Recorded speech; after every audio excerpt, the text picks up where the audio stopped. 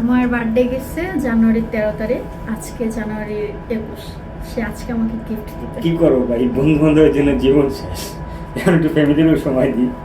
আসসালামু আলাইকুম। আজকে চলে যাচ্ছি কান্ট্রি বইতে। পাশে আব্বুকে দেখছিলাম, এক থেকে 100 টাকা নিলাম, নিয়ে চলে গেলাম কান্ট্রি বইতে। এখানে আমি একটা মগ দেখে আসছিলাম, বাট ওইটা আমি পাই নাই। এই তো এটা নিয়ে আসলাম। এটা নিয়ে অনেক ঝামেলা হইলো, পাশে গিয়ে আমি অনেক কান্নাকাটি করলাম। মানে এটা আমার পছন্দ হয়েছে, বাট বাসায় কারো পছন্দ হয় নাই। মানে আর কি দাম অনুযায়ী মগটা ভালো ছিল না, এটার ম্যাটেরিয়ালটা। তো এই জন্য সে আমাকে অনেক কথা শুনাইছিল, মানে তার পছন্দ না আর কি। এটা নিয়ে বাসায় গিয়ে খুব কান্নাকাটি হয়েছে, খুবই হয়েছে। তো সে এখন আমার রাগ ভাঙাবে আর কি। তো রাগ ভাঙানোর জন্য আমাকে বলছিল যে তুমি কি খাবো। আমি বলছিলাম যে না, খাবো না। পরে আর কি খাওয়া যেহেতু লাগবেই, রাগ করে তো কোনো লাভ নেই। তো বলছি যে আমি আবেশের হান্ডি খাবো, ওই চুই ঝাল।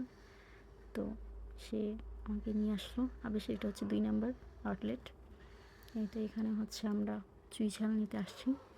দেখেন চুই ঝালটা দেখে আমার এত পরিমাণ ভালো লাগতেছিল। মানে এটা হচ্ছে একটা রসুন, মানে আমি চুই ঝাল খাই মেনলি হচ্ছে রসুনটার জন্য। এটার রসুনটা আমার কাছে এত পরিমাণ ভালো লাগে। তো এদিকে চা দেখলাম। নর্মালি আমি চা প্রেমী না, আমি চা ওরকম খাই না, বাট আবেশে আসলে আমার চা খেতে হয়, জানি না কেন। তো আমরা 2 কাপ চা নিলাম, নিয়ে একটু ভিডিও নিলাম। মানে একটু দুষ্টামি করতেছি। সে দেখে না, ওইদিকে চা নিলাম, আর ওইদিকে আমাদের পার্সেলটাও রেডি, যেহেতু আমরা বাসায় নিয়ে যাবো। বাসায় আরও মানুষ আছে সবাই। আমি গরম চা খেতে পারি না, মুখ পুড়ে গেছে। আর এদিকে দেখেন তাদের প্যাকেজিংয়ের অবস্থাটা, মানে হচ্ছে আমার ওর হচ্ছে ড্রেস, মানে আর কি প্যান্ট, হাত টাত সব একদম তেলে একদম নষ্ট হয়ে গেছিলো। মানে তাদের প্যাকেজিংটা আমার কাছে একটুও ভালো লাগে নাই। ওরা আরও ভালো প্যাকেজিং করতে পারতো। মানে ওরা হচ্ছে বাটিটা একদম হালকা ছিল, মানে খোলা আর কি। দেখেন রুটি নিয়ে আসছিলাম, এটা কোনো কথা? আমার কাছে ওদের এই ইয়াটা আমার একদমই ভালো লাগে নাই। ওদের উপরে যে তেলটা, এটা অনেকটাই পড়ে গেছিলো।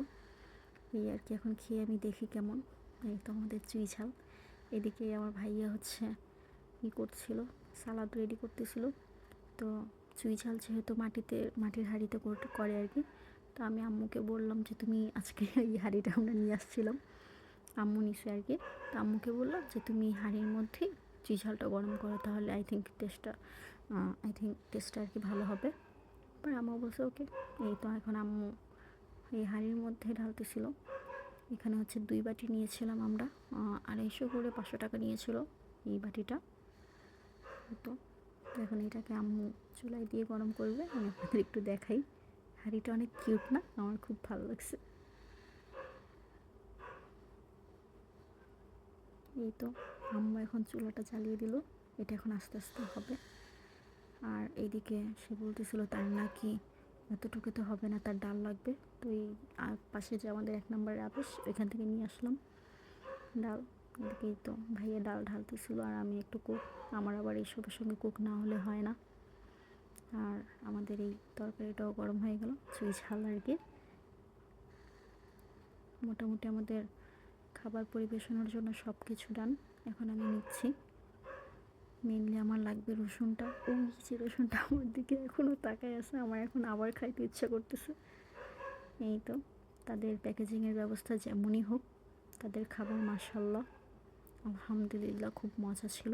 আর আবেশের খাবার নিয়ে কোনো কথা বলাই যায় না, কজ হচ্ছে ওদের খাবার অলওয়েজ খুব ভালো থাকে। আমাদের সকাল শুরু হয় আবেশের খাবার দিয়ে, মাঝে মাঝে রাত শেষও হয়, মাঝে মাঝে না, প্রায় রাতের খাবারও শেষ হয় আবেশেরটাই দিয়ে। ওই আম্মু আর কি আবেশ থেকে রুটি খায়, আমরা সবাই এটাই করি, ভালো লাগে। এতে এখানে আমি বসে বসে খাচ্ছি, একটু অ্যাক্টিং করতেছি। নর্মালি আমি এরকম এতটাও ভদ্র না। যাই হোক, এটার খাবার টেস্টটা আসলেই খুব মজা আলহামদুলিল্লাহ। এই তো মানে আমার ভিডিও নষ্ট করার জন্য সে অলওয়েজ রেডি থাকে। দেখেন আমি ভিডিও করছি আর সে কি